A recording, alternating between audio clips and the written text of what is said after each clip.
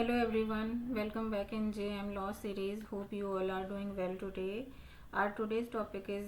chapter 9 of the भारतीय न्याय संहिता 2023 और इस चैप्टर का नाम ऑफेंसेस रिलेटिंग टू इलेक्शंस है, जिसमें सेक्शन 169 बात करता है कैंडिडेट इलेक्टोरल राइट डिफाइंड। इसमें डिफाइन किया गया है कैंडिडेट का इलेक्टोरल राइट क्या होगा। यहाँ पे बताया जा रहा है कि candidate means a person who has been nominated as a candidate at any election. दूसरा बताया गया है कि इलेक्टोरल राइट का मतलब है means the right of a person to stand or not to stand as or to withdraw from being a candidate or to vote or refrain from voting at an election. यानी अभ्यर्थी का मतलब तो है वह व्यक्ति अभिप्रेरित है जो किसी निर्वाचन में अभ्यर्थी के रूप में नामांकित किया गया है। और निर्वाचन अधिकार यानी इलेक्टोरल राइट का मतलब है इसका मतलब है कि वह व्यक्ति जो अभ्यर्थी के रूप में खड़े होने या खड़े ना होने या अभ्यर्थना से अपना नाम वापस लेने या मत देने या मत लेने से विरत रहने का किसी व्यक्ति का अधिकार अभिप्रेत करता है। नेक्स्ट जो हमारा सेक्शन 170 बात करता है ब्राइवरी यानी रिश्वत की बात हो रही है। यहाँ पे कहा जा रहा है कि ब्राइवरी का मतलब है gives a gratification to any person with the object of inducing him or any other person to exercise any electoral right or of rewarding any person for having exercised any such right or accept either for himself or for any other person any gratification as a reward for exercising any such right or for inducing or attempting to induce any other person to exercise any such rights commits the offense of bribery। यहाँ पे basically बताया गया है कि जो भी कोई व्यक्ति जो इस रिश्वत जिसका उद्देश्य बेसिकली रिश्वत या परितोष देना होता है व्यक्ति को, और ताकि निर्वाचन अधिकार जो है उसको इनडायरेक्ट वे में पास ऑन कर दिए जाए, और वो जो ब्राइवरी है उसको एज अ इनाम के तौर पे दिया जाता है उसके राइट को दूसरे को ट्रांसफ़र करने के लिए, ये कहा गया है। इसमें प्रोवाइजो में बताया गया है कि provided that a declaration of public policy और a promise of public action shall not be an offence under this section. परंतु लोक नीति या घोषणा या लोक कार्यवाही का वचन इस धारा के अधीन अपराध नहीं होगा। और सेक्शन 170 बेसिकली ब्राइवरी की बात करता है इन इलेक्शन बाय गिविंग और accepting gratification in an offence. और अगर हम सेक्शन 171 की बात करें तो ये अनडू इन्फ्लुएंस एट इलेक्शन की बात करता है। अनडू इन्फ्लुएंस एट इलेक्शंस, यहाँ पे इसका सब सेक्शन 1 कहता है कि whoever voluntarily interferes or attempt to interfere with the free exercise of any electoral right commits the offense of undue influence at an election without prejudice to the generality of the provisions of subsection 1। whoever threatens any candidate or vote or any person in whom a candidate or voter is interested with injury of any kind or induce or attempt to induce a candidate or vote to believe that he or any person in whom he is interested will become or will be rendered an object of divine displeasure or of spiritual conscience censures shall be deemed to interfere with the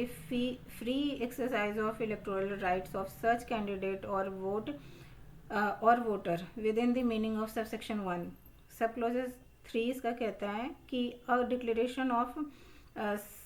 public policy or a promise of a public actions or the mere exercise or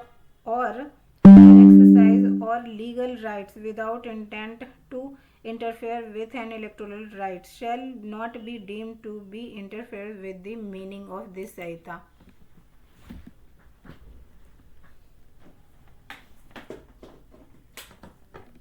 यहाँ पे basically section 171 में बताया गया है undo influence के बारे में, और इसमें सिंपली इस पूरे पैराग्राफ का सार अगर हम देखें तो बोल रहा है कि undue influence means in threat और spiritual pressure interfering with the free voting in punishment, यानी कि किसी के तरीके से आप उसको किसी भी फॉर्म में, यानी भगवान का वास्ता देख के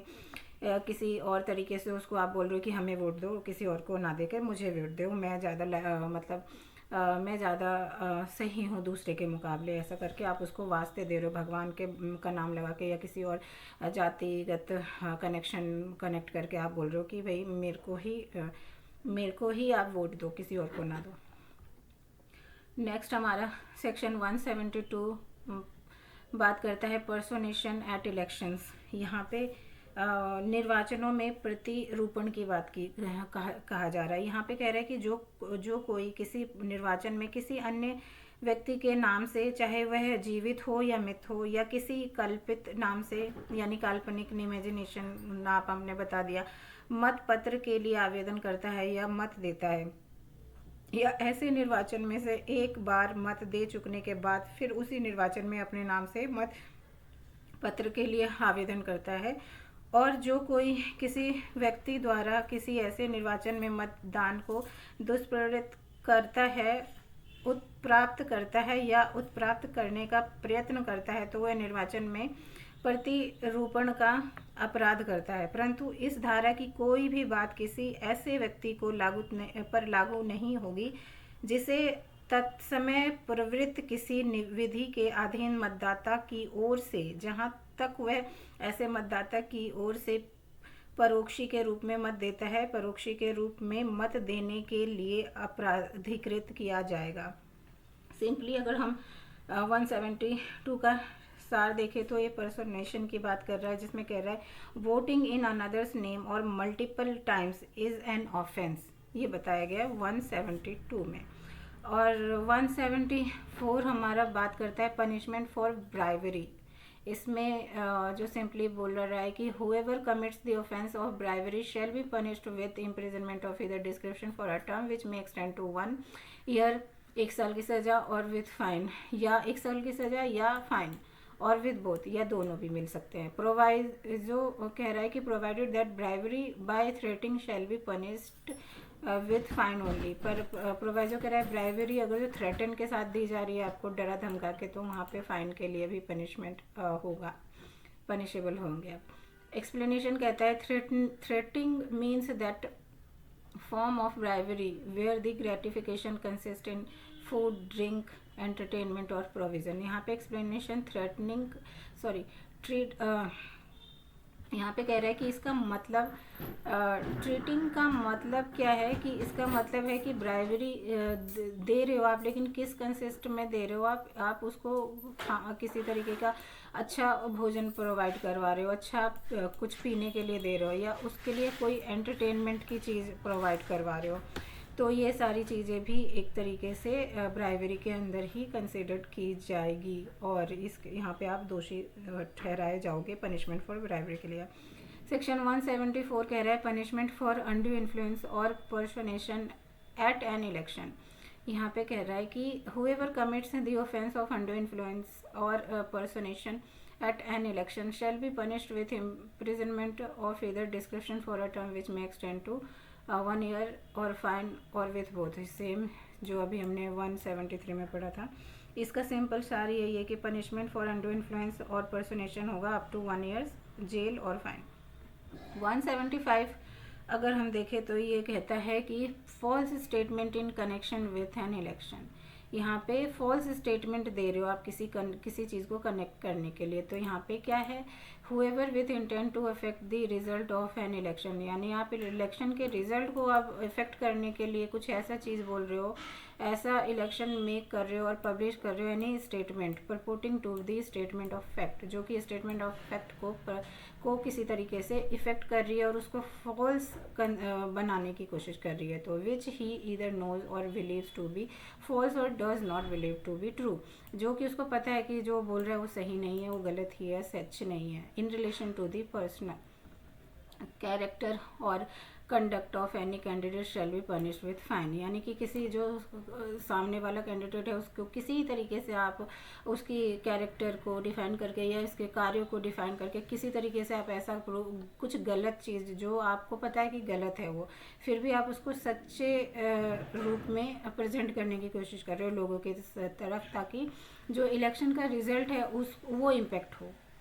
तो यहाँ पे आप 175 के अंदर पनिशेबल होगे। और सिंपल वे में कह सकते हैं punishment for false statement about a candidate's character, यहाँ पे स्पेसिफिक कैरेक्टर की बात हो रही है। टू अफेक्ट द इलेक्शन, जो अफेक्ट करेगा इलेक्शन को, पनिशेबल विथ फाइन होगा। 176 जो लास्ट सेक्शन है इस चैप्टर का, जो illegal payments in connection with an election, तो whoever without the journal or special authority in writing of a candidate incur or authorizes expenses on account of the holding of any public meeting or upon any advertisement, circular or publications, or in any other way whatsoever for the purposes of promoting or procuring the election of such candidates shall be punished with fine which may extend to 10,000 rupees, provided that if any person having incurred any such expenses not exceeding the amount of 10 rupees without authority obtained within 10 days and date 10 days from the date on which such expenses were incurred, approval in writing of the candidate, he shall be deemed to be incurred such expenses with the authority of the candidate। यहाँ पे बताया गया है 176 में कि unauthorized election की बात की गई है। अनऑथोराइज इलेक्शन के जो एक्सपेंसेस है उसके लिए जो भी होगा वो प्रॉपर आपको डिटेल देनी पड़ेगी, और अगर जो आप उस डिटेल को देने में गलत साबित हुए तो पनिशमेंट होगी, जहाँ पे 10,000 तक की फ़ाइन देनी पड़ सकती है। और सेक्शन ये चैप्टर का लास्ट सेक्शन 177 था, ये failure to keep election accounts की बात कर रहा है। इसमें बोल रहा है whoever being required by any law for the time being in force or any rule having the force of law to keep accounts of expense incurred at or in connection with an election fails to keep such accounts shall be punished with a fine which may extend to 5,000 rupees। यहाँ पे simply यही बताया, अगर जो fail हो गया आप election के अकाउंट्स मेंटेन करने में, तो वहाँ पे आपको सज़ा मिलेगी 5,000 तक की फ़ाइन की पेनल्टी के रूप में। तो ये था आज का हमारा video. Thank you so much for watching. Next time मिलते हैं चैप्टर 10 के साथ। Thank you so much.